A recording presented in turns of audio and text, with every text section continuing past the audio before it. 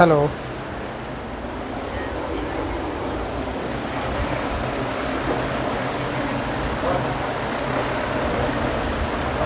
दया शंकर। हाँ हाँ, दया शंकर जी के पास हम आपको व्हाट्सएप पर भेज देते हैं, आप कॉल कर लीजिए सर, हम क्लास में अभी हैं। ठीक।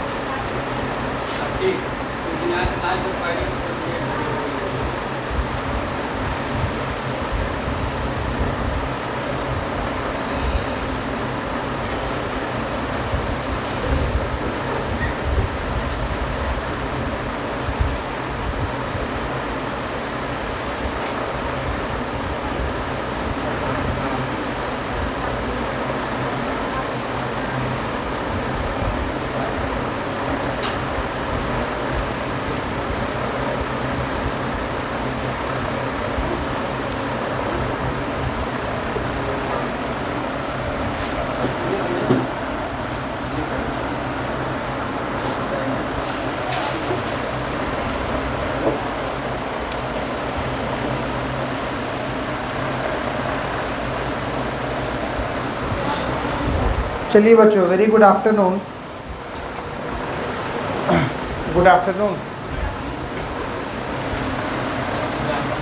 नाश्ता पानी हो गया?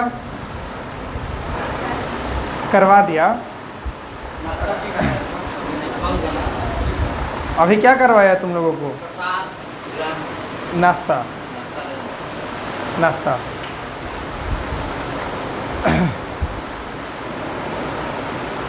सिलसिले को आगे बढ़ाते हैं। लास्ट क्लास में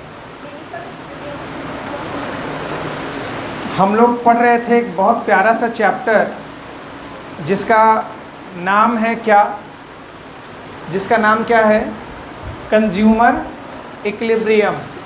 हिंदी में कहते हैं उपभोक्ता संतुलन।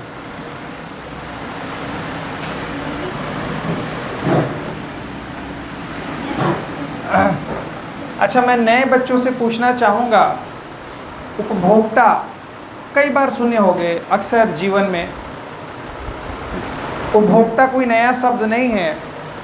तो आप ज़रा मुझे सोच के बताइए कि उपभोक्ता का मतलब क्या होता है?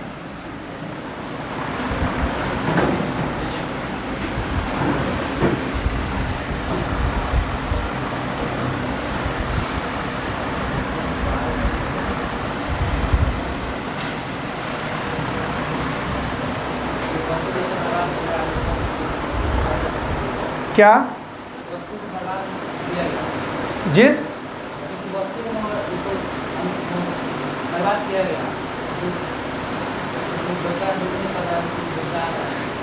जिस वस्तु को बर्बाद किया गया है।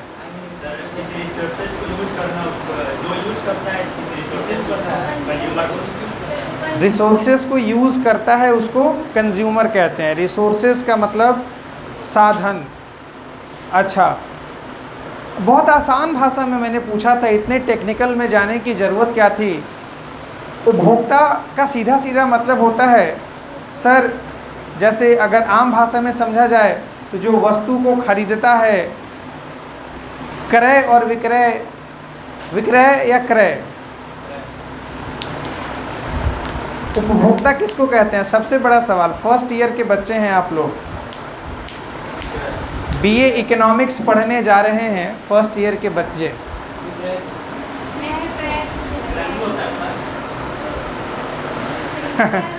क्रय का मतलब खरीदना होता है और विक्रय का मतलब बेचना होता है। तो चैप्टर का नाम ही है कंज्यूमर इक्विलिब्रियम, उपभोक्ता संतुलन। तो संतुलन को तो हम समझेंगे ही, उसके पहले उपभोक्ता को तो समझ लें। हाँ, मैंने बताया भी था कंज्यूमर कौन है, उपभोक्ता कौन है। सीधी सी बात है, उपभोक्ता उपभोग। उपभोग का मतलब क्या होता है? मैं बात करूं कंज्यूमर, अगर इसी को थोड़ा सा तोड़ दिया जाए इसी से तो निकला होगा, कंज्यूम से ही तो कंज्यूमर निकला होगा। अच्छा, कंज्यूम का मतलब क्या होता है?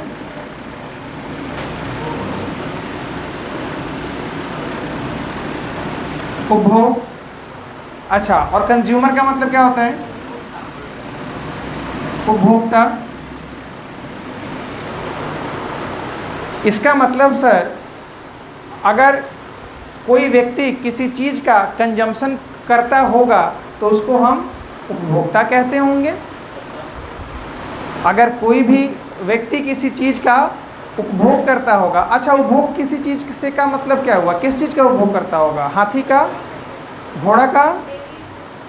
कहने का मतलब है, आसान भाषा में अगर मैं कहूँ तो गुड्स एंड सर्विस का। क्या मैं गलत कह रहा हूँ? इकोनॉमिक्स की भाषा में गुड्स एंड सर्विस, अगर इसी का हिंदी अनुवाद कर दूँ तो वस्तु और सेवाओं का, वस्तु और सेवाओं का।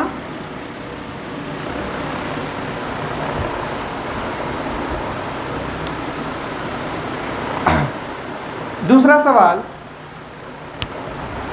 क्या उपभोक्ता सिर्फ खरीदने वाला हो सकता है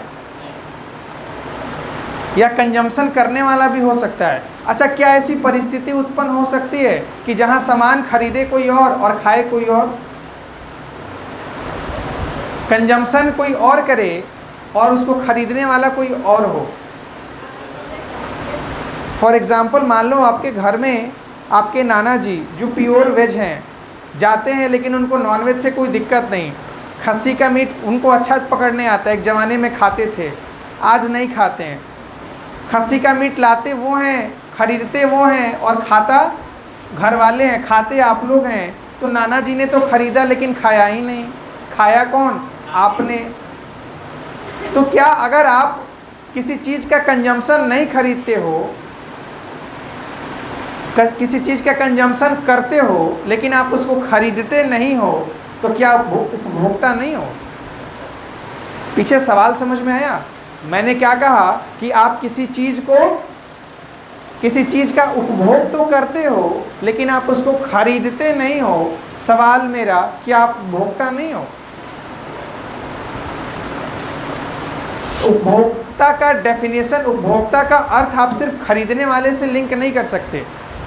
या कोई व्यक्ति किसी चीज़ को खरीदता है या फिर उसका उपभोग करता है, अगर दोनों में से कोई एक कंडीशन भी सेटिस्फाई हो रही है तो वो क्या है? उपभोक्ता है, कंज्यूमर है। अगर ये बाद वाला शब्द जो मैं आपको कह रहा हूँ कि खरीदने से उपभोक्ता का लिंक नहीं है, कंजम्पशन से ज़्यादातर लिंक इसका बैठता है। तो आप क्या चीज़ को समझे कि अगर कोई व्यक्ति किसी चीज़ का कंजम्पशन करता है बिना खरीदे हुए, वो फिर भी उपभोक्ता है।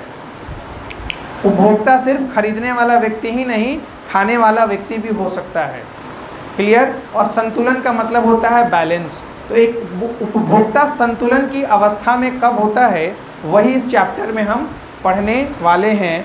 चैप्टर थोड़ा सा आगे निकला है, आप 3-4 क्लास बाद ज्वाइन किए हैं। जो भी नए बच्चे हैं, नोट्स मैं आपको व्हाट्सएप पर सेंड कर दूंगा, आप नोट्स को लिख लेंगे। मैंने ज़्यादा कुछ नहीं पढ़ाया, यही बातें लिखवाया था। कंज्यूमर कौन होता है, उपभोक्ता संतुलन का मतलब क्या होता है। अच्छा, उसके बाद उपयोगिता, यूटिलिटी।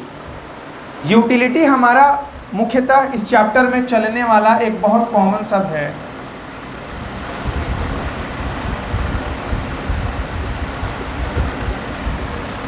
उपयोगिता, यूटिलिटी। What is utility? ये मैंने समझाया था आपको, एक बार फिर से रिवाइज करा देता हूँ, लंबी छुट्टी के बाद मिले हैं। क्या होता है यूटिलिटी? फॉर एग्जाम्पल, आपने आइसक्रीम खाया, आपने चॉकलेट खाया, किसी चीज को कंज्यूम करने से आपको क्या मिलती है? Satisfaction. Very good answer, good. Satisfaction, संतुष्टि। क्या मिलती है? संतुष्टि। यही इसी को कहते हैं यूटिलिटी, सेटिस्फैक्शन को। उपयोगिता कहिए या संतुष्टि कहिए, यूटिलिटी दर्शाता है आपके लेवल ऑफ सेटिस्फैक्शन को। कि आप किसी चीज़ को कंज्यूम करने के बाद कितने संतुष्ट हैं। अच्छा, किसी चीज़ को लगातार प्रयोग करने से, शब्दों को ध्यान से सुनना और सवाल को, किसी चीज़ को लगातार प्रयोग करने से यूटिलिटी बढ़ेगी या घटेगी? घटेगी। अगर एक ही चीज़ बार बार खाओगे तो खाने की इच्छा कम हो जाएगी, खाने की इच्छा नहीं होगी, तो यूटिलिटी। तो क्या समझने को मिला कि अगर किसी चीज़ का कंजम्पशन हम बार बार करते हैं तो हर एक कंजम्पशन के बाद उसको कंज्यूम करने की चाहत बढ़ती है या घटती है? घटती है। ठीक है। उसके बाद हमने पढ़ा था कैरेक्टरिस्टिक्स ऑफ यूटिलिटी। यूटिलिटी के क्या कैरेक्टरिस्टिक्स हैं, क्या विशेषताएं हैं? 5 पॉइंट्स में मैंने आपको समझाया था, आप भी लिख लेंगे, नोट्स में सेंड कर दूंगा। आज जो हमको समझना है, बहुत इंपॉर्टेंट चीज़ समझना है, ज़रा कनेक्ट हो जाओ।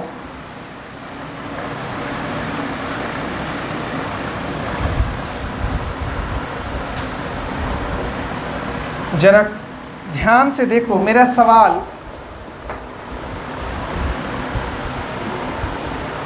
जो मैंने अभी लिखा था संतुष्टि, सेटिस्फैक्शन, क्या इसको मापा जा सकता है?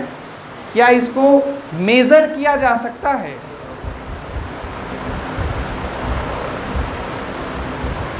तुमने अभी मैंने लिखा आइसक्रीम और चॉकलेट। तुमने आइसक्रीम भी खाया, तुमने चॉकलेट भी खाया। मेरा सवाल तुमसे, कितनी संतुष्टि मिली?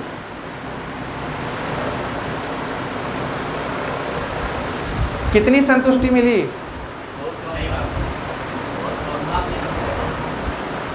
बहुत कम। बहुत कम माने कोई यूनिट नहीं हुआ? बताइए बताइए।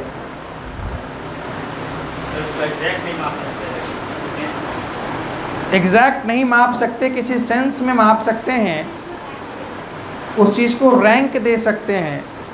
अच्छा, मैंने अभी आपसे सवाल पूछा कि आपने आइसक्रीम खाया और चॉकलेट खाया, आपको कितनी संतुष्टि मिली? आप ये नहीं बता पाए, नहीं बता पाए, असहज महसूस किए। चलो मेरा दूसरा सवाल सुनना। अब आपने आइसक्रीम भी खाया और चॉकलेट भी खाया। अब मैं आपसे पूछता हूँ, दोनों में से, दोनों को खाने के बाद आपको ज़्यादा संतुष्टि किससे मिली? इसका जवाब आप तुरंत दे दोगे। अगर आपको आइसक्रीम अच्छा लगा, आप पट से कह दोगे आइसक्रीम। अगर आपको चॉकलेट अच्छा लगा, आप पट से कह दोगे चॉकलेट। यहाँ सोचने की ज़रूरत नहीं पड़ी। दोनों में से कोई एक अच्छा लगता है। शादी के लिए 2 कन्या दी जाएगी तो बोलेगा दोनों अच्छा लगता है। दोनों में से एक चुनना है, नहीं तो क्या होगा? वहीं पर छठी का दूध याद दिलाया जाएगा, छठियार बन जाएगा।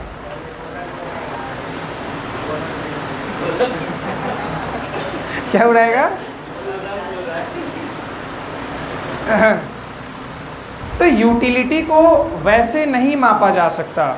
उसका कोई पार्टिकुलर यूनिट नहीं है, कोई इकाई नहीं है जिसमें आप कह दो कि मुझे पानी पीने के बाद 200 किलोग्राम सेटिस्फैक्शन मिला, मुझे मोमोज खाने के बाद 500 किलोग्राम का सेटिस्फैक्शन मिला। लोग पागल समझेंगे। इसका कोई पार्टिकुलर यूनिट नहीं है। फिर भी कुछ पढ़े लिखे साइंटिस्ट, कुछ पढ़े लिखे लोगों ने इसको यूनिट के रूप में नाम देने का प्रयास किया, जिसमें से एक पढ़े लिखे लोगों का नाम था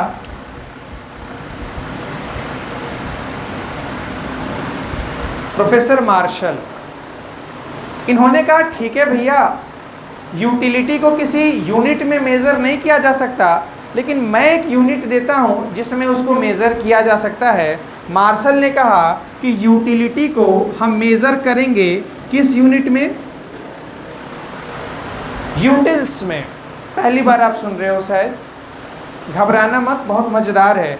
यूटिलिटी को हम किस में मेज़र करेंगे? यूटिल्स में।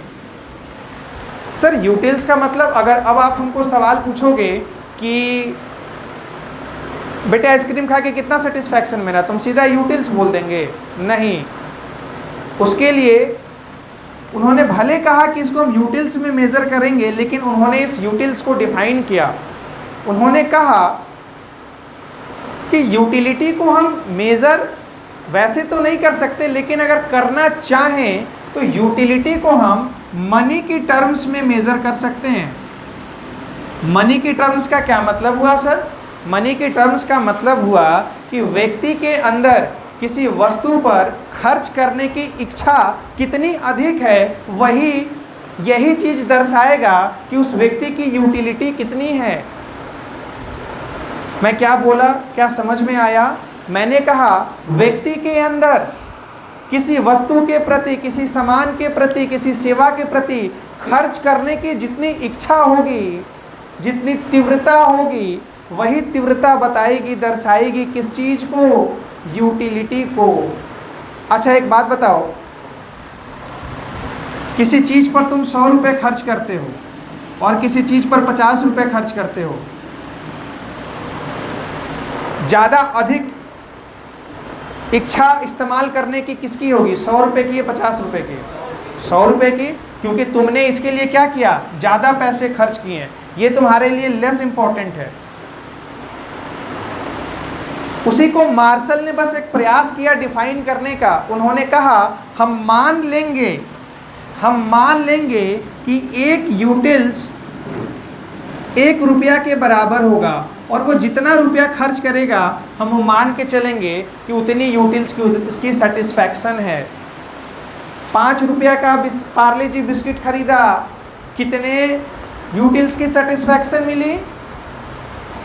5 रुपया का पार्ले जी खरीदा, कितने यूटिल्स की सेटिस्फैक्शन मिली? 5 रुपये की, क्योंकि मार्शल साहब ने क्या कह दिया कि एक यूटिल कितने रुपया का? 1 रुपया का। कितना रुपया खर्च किया? 5 रुपया। तो 5 यूटिल की सेटिस्फैक्शन मिली। 600 रुपये किलो खसी का मीट खरीद लिया, कितना यूटिल का सेटिस्फैक्शन? 600 यूटिल्स का सेटिस्फैक्शन। क्या बोलते हुए अच्छा लग रहा है? मार्शल के इस आविष्कार से, मार्शल के इस कॉन्सेप्ट से बहुत लोग संतुष्ट नहीं थे। बहुत लोग संतुष्ट नहीं थे। उन्होंने ये जो कॉन्सेप्ट दिया कि चलो यूटिलिटी को, संतुष्टि को हम वैसे तो नहीं माप सकते, लेकिन मैं एक शब्द देता हूँ यूटिल्स, जिसमें हम मेज़र करेंगे यूटिलिटी को। इनडायरेक्टली उन्होंने कहा कि यूटिलिटी को हम मनी के टर्म्स में मेज़र कर सकते हैं। और उन्होंने डिफाइन कर दिया कि एक यूटिल कितने रुपया के बराबर होगा? 1 रुपया के बराबर होगा। कोई व्यक्ति जितना खर्च करेगा उतनी ही यूटिल्स उसकी क्या हो जाएगी? सेटिस्फैक्शन। इसके बाद आए प्रोफेसर हिक्स। थर्मामीटर नापने वाली कंपनी नहीं, प्रोफेसर हिक्स। इन्होंने कहा मार्शल सठिया गया है, मार्शल सठिया गया है। मार्शल का कॉन्सेप्ट ठीक नहीं है। यूटिलिटी को नापा ही नहीं जा सकता। ये क्या है? यूटिलिटी को नापा ही नहीं जा सकता। यूटिलिटी को सिर्फ रैंक दिया जा सकता है। यूटिलिटी को सिर्फ क्या दिया जा सकता है? रैंक।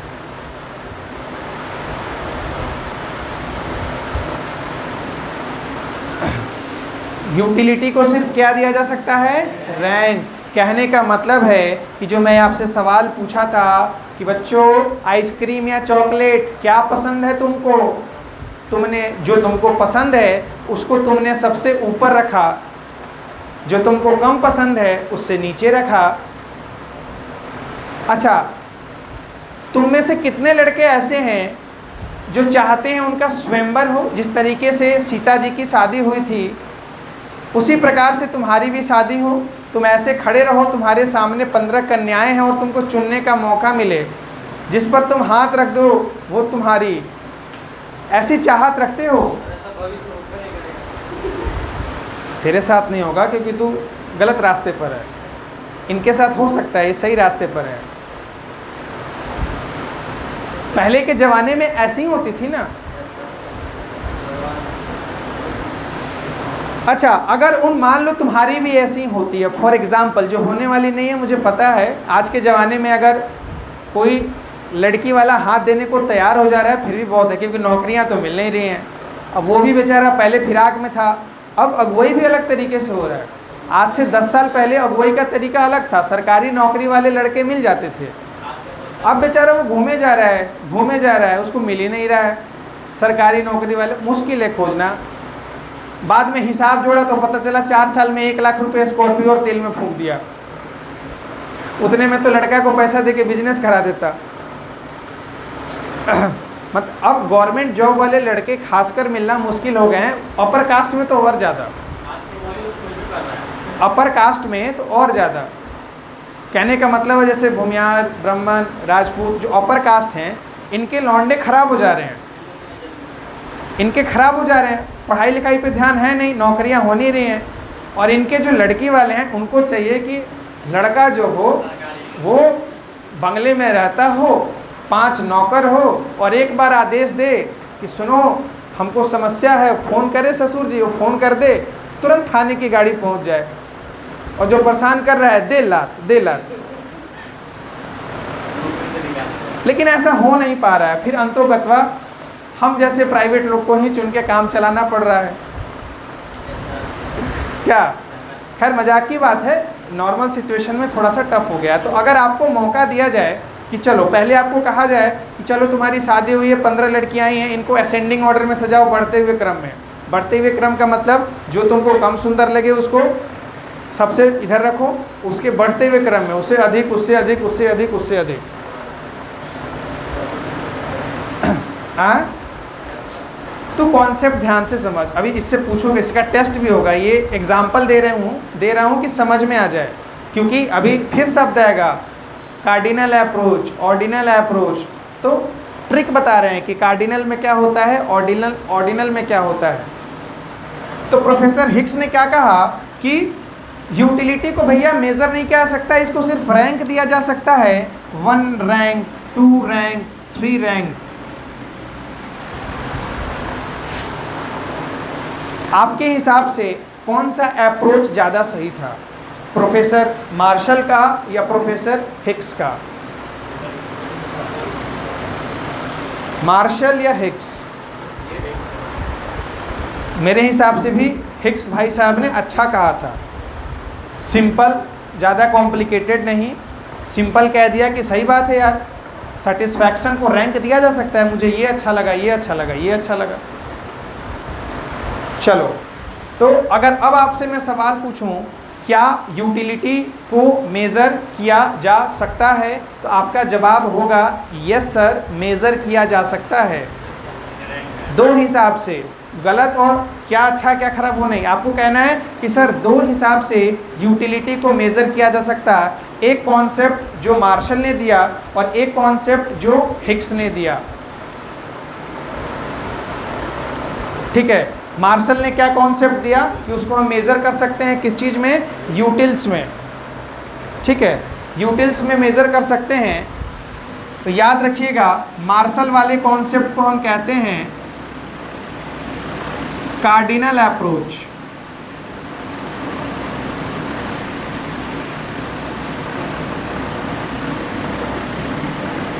गणना वाचक। इसको मैं ढंग से ही लिख दूं क्या? और हिक्स वाले को कहते हैं ऑर्डिनल अप्रोच। तो मैं ढंग से ही लिख देता हूं, आप कॉपी में लिख भी लेना। आप हेडिंग दे लो, बिल्कुल फ्रेश पेज पर हेडिंग दे लो।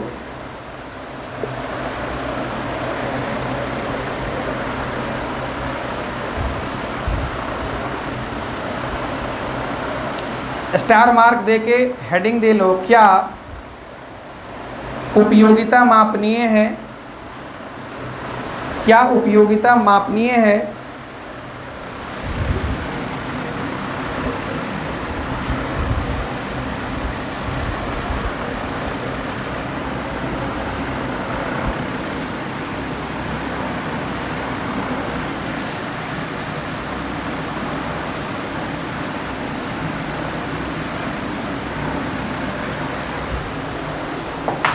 क्या उपयोगिता मापनीय है, या उसी के नीचे लिखना, ये हेडिंग में चलेगा, या एक लाइन छोड़ के फिर नीचे लिखो उपयोगिता के माप, उपयोगिता के माप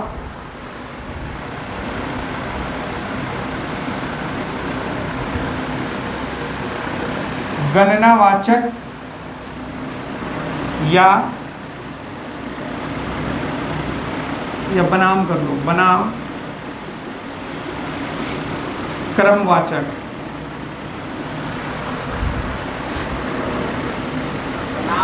बनाम, हाँ, versus measures of utility, cardinal versus ordinal.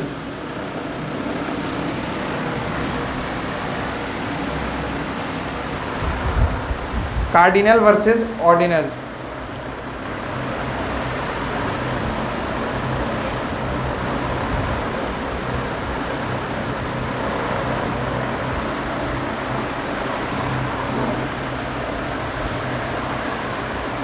चलो लिखो, एक लाइन छोड़ के लिखो। प्रोफेसर मार्शल ने उपयोगिता को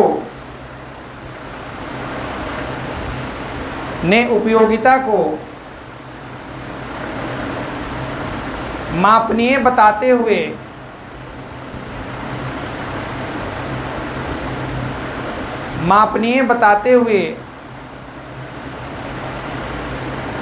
गणनावाचक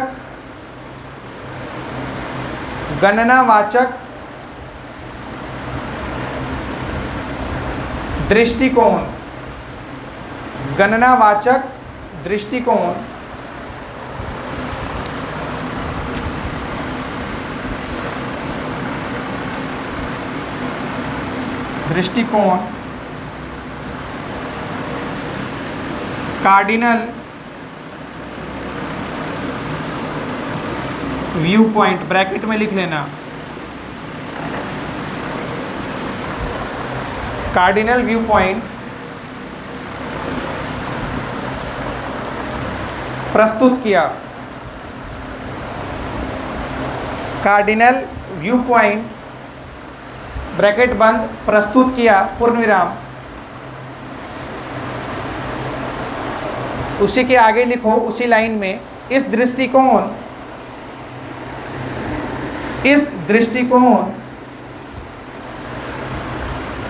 के अनुसार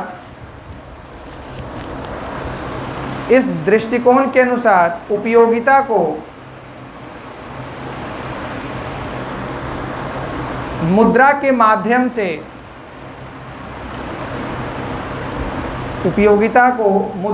माध्यम से मापा जा सकता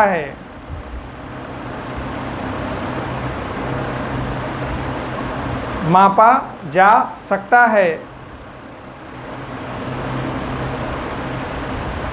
पूर्ण विराम।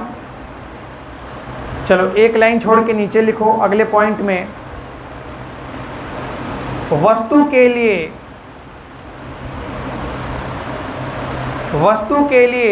दी जाने वाली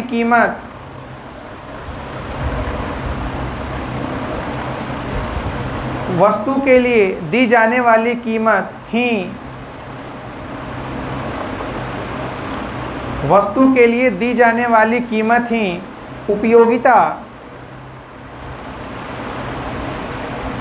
उपयोगिता की गणना का आधार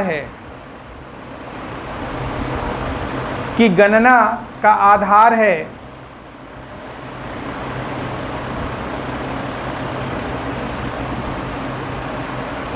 एक लाइन छोड़ के और नीचे लिखिए, नेक्स्ट पॉइंट में, मार्शल के अनुसार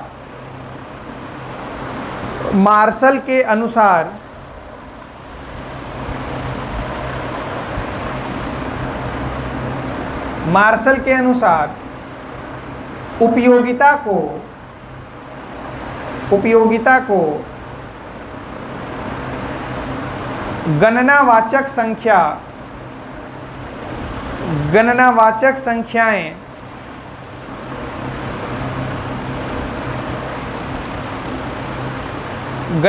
संख्याएं का मतलब कार्डिनल नंबर, ब्रैकेट शुरू, जैसे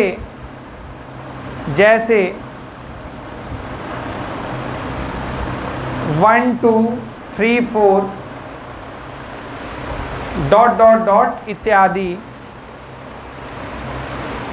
डॉट डॉट डॉट इत्यादि ब्रैकेट बंद दी जा सकती हैं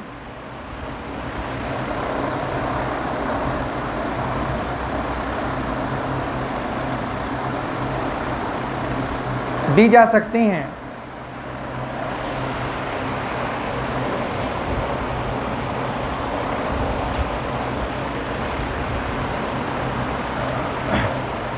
लिखिए मार्शल के एक लाइन और नीचे लिखिए, चाहे इसी में लिखिए, मार्शल के अनुसार, इसी में लिखिए मार्शल के अनुसार,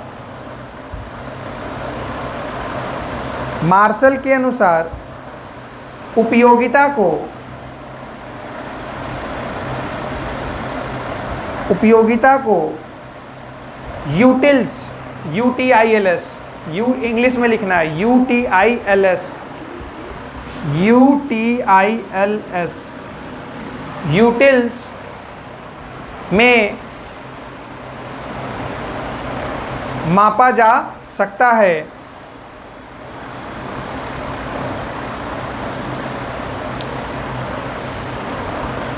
मापा जा सकता है, ठीक है। ब्रैकेट में लिख लो कि तुमको याद रहे कि उन्होंने क्या कहा था, जस्ट फॉर नॉलेज। एक यूटिल्स बराबर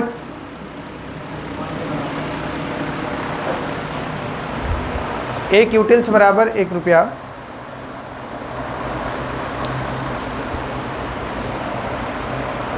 चलो नीचे लिख लो, यूटिल्स एक,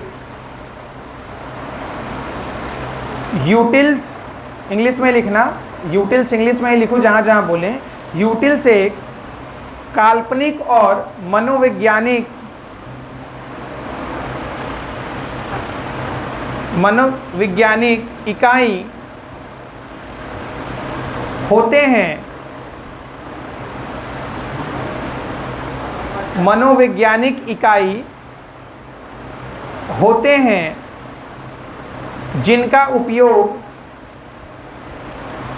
जिनका उपयोग किसी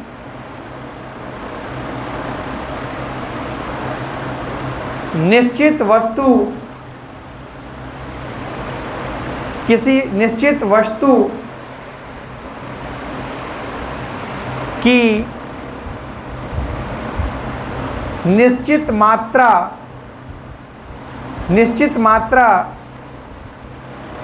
के उपभोग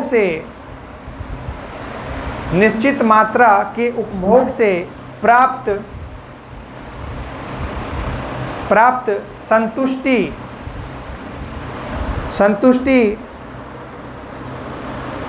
को मापने के लिए किया जाता है, को मापने के लिए किया जाता है।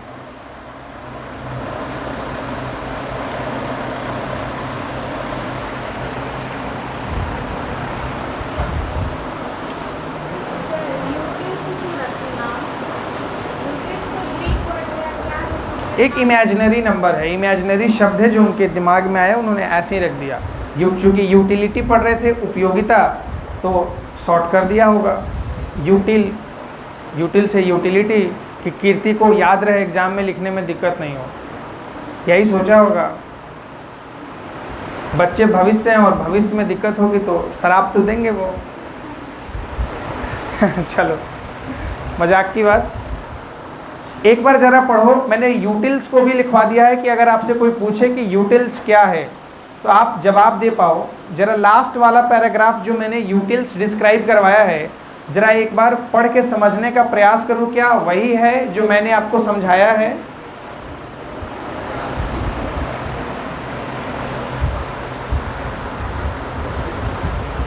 या एक बार पूरा पैराग्राफ ही पढ़ो, क्या क्लियर हो रहा है? पिक्चर क्लियर दिख रही है? बहुत इंपॉर्टेंट है।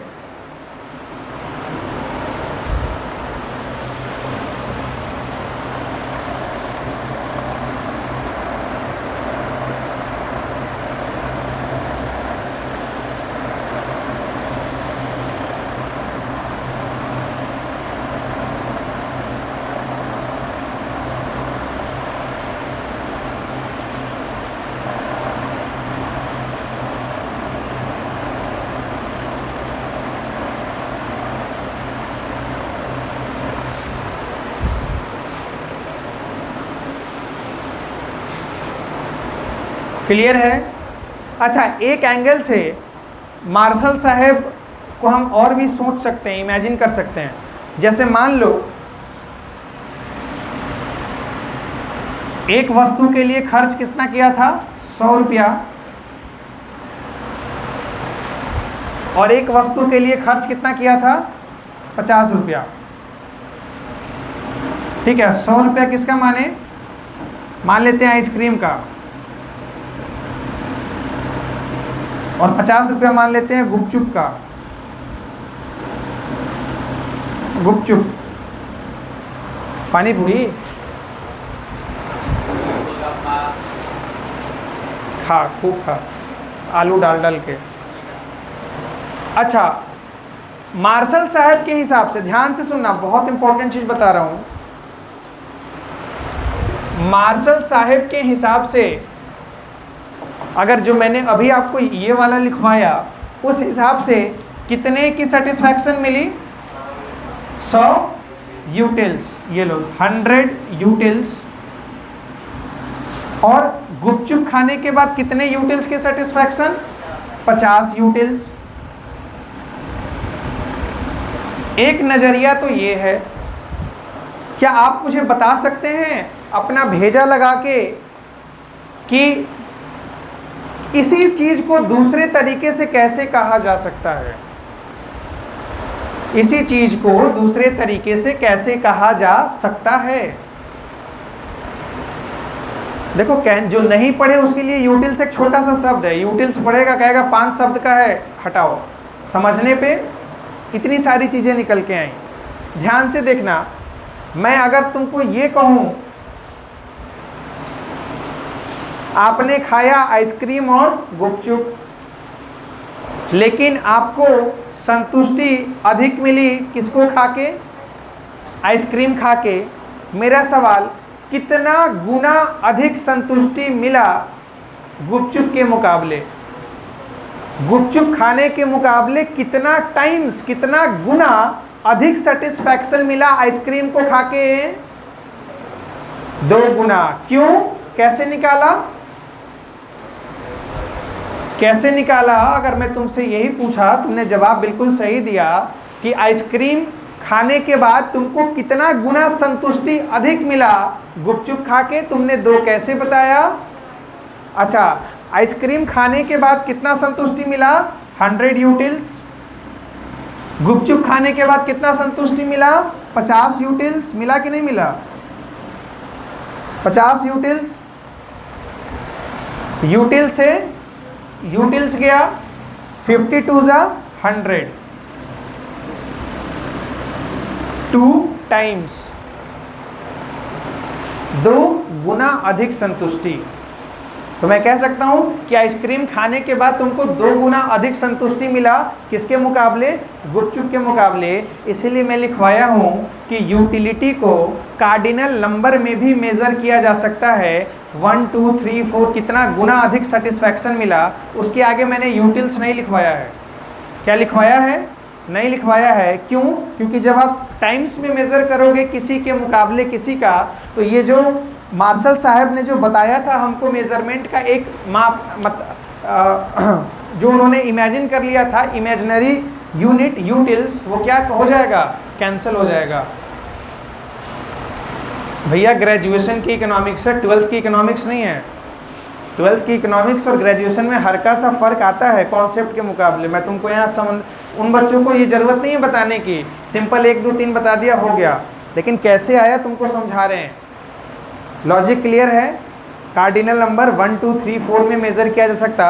अच्छा, हिग्स ने क्या कहा? हिग्स ने कहा कि कार्डिनल मेजर में मेजर कर ही नहीं सकते, ये कोई टाइम्स कोई गुना नहीं, सीधा रैंक दो, अच्छा लगा खराब, कितने नंबर पे कितना लगा, ये कितना गुना अच्छा लगा, 5 गुना अच्छा लगा, 7 गुना अच्छा लगा, 9 गुना अच्छा लगा, उसके मुकाबले बच्चा को परेशान करके रख दिए हो।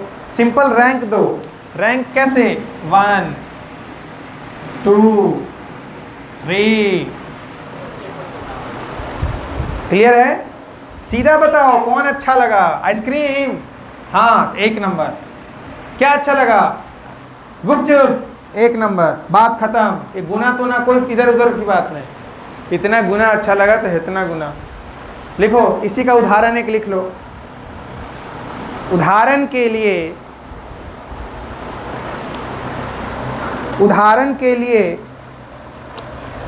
यदि उपभोक्ता आइसक्रीम लिख लो, याद रहेगा। यदि उपभोक्ता आइसक्रीम के लिए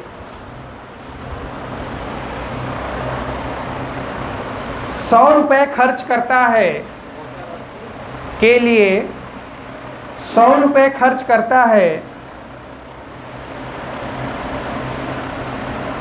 तथा यदि उपभोक्ता वस्तु नहीं आइसक्रीम, यदि उपभोक्ता आइसक्रीम के लिए 100 रुपये खर्च करता है और गुपचुप के लिए, या पानी पूरी लिख लेना, पानी पूरी लिख ले, पार्ले जी लिख ले, बिस्किट लिख ले, चॉकलेट लिख ले, जो मन करे लिख ले, और गुपचुप पानी पूरी के लिए 50 रुपये खर्च करता है, 50 रुपये खर्च करता है। इसका अभिप्राय यह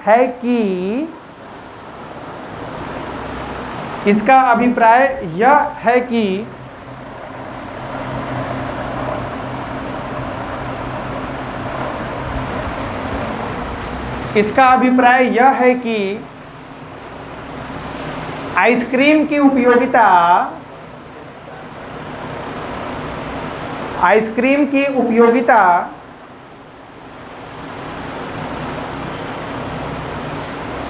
गुपचुप की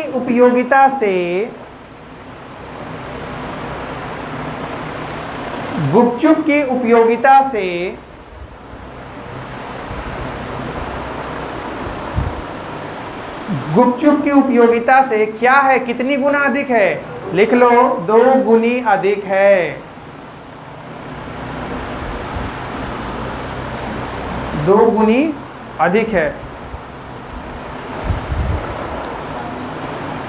चलो एक बार मुझे फटाफट रिवाइज करवा दो, क्विक, वेरी क्विक। हमने क्या पढ़ना शुरू किया था सबसे पहले? क्या उपयोगिता मापनीय है? Is utility measurable? या इसी का दूसरा हमने हेडिंग दे दिया था, क्या उपयोगिता के माप कैसे नापा जा सकता है? तो मैंने कहा कार्डिनल अप्रोच अलग है और एक ऑर्डिनल अप्रोच अलग है। गणनावाचक दृष्टिकोण और क्रमवाचक दृष्टिकोण। गणनावाचक दृष्टिकोण किसने दिया? मार्शल ने। क्रमवाचक दृष्टिकोण किसने दिया? हिक्स ने। Very good. गणनावाचक दृष्टिकोण के अनुसार हम यूटिलिटी को माप सकते हैं। किसमें माप सकते हैं? किसमें? मनी के टर्म्स में। और एक काल्पनिक इकाई किसने दिया? मार्शल ने। और वो काल्पनिक इकाई का नाम क्या था? यूटिल्स। और एक यूटिल्स बराबर कितना माना गया? 1 रुपया के बराबर। या फिर इसी को दूसरे एंगल से उन्होंने कहा कि इसको हम गणनावाचक नंबर भी अलॉट कर सकते हैं, 1 2 3 4, वही गुना वाला टाइम्स वाला। ठीक है। हिक्स वाला जो है वो कल मैं आपको सिलसिलेवार ढंग से लिखवा दूंगा। हिक्स ने कहा कि मार्शल गलत बोल रहा है, ऐसा नहीं हो सकता।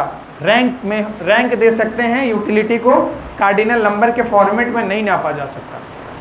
इस बात को ढंग से आपको कल लिखवा दिया जाएगा। जो नए बच्चे हैं, जो पीछे का है उसको लिख लेंगे। पुराने बच्चे जितना पढ़ लिया रिवीजन करके आएंगे। धीरे धीरे अब कॉन्सेप्ट में हम घुसेंगे। अगले क्लास में पढ़ेंगे यूटिलिटी कितने तरह का होता है। टोटल यूटिलिटी, कुल उपयोगिता, सीमांत उपयोगिता, मार्जिनल यूटिलिटी। क्या होता है मार्जिनल यूटिलिटी? कैसे निकालते हैं मार्जिनल यूटिलिटी? टोटल यूटिलिटी क्या होता है? टोटल यूटिलिटी की मदद से मार्जिनल यूटिलिटी, सीमांत उपयोगिता कैसे निकाला जा सकता है? अब धीरे धीरे हम चैप्टर में गोता लगाते हुए चले जाएंगे। बहुत टेक्निकल चैप्टर है, समझने को बहुत सारी चीज़ें हैं। क्लियर है? मज़ा आया? समझ में आया? समझ में आया तो मज़ा आया ही। चलो कल मिलते हैं, तब तक के लिए बाय बाय, टेक केयर।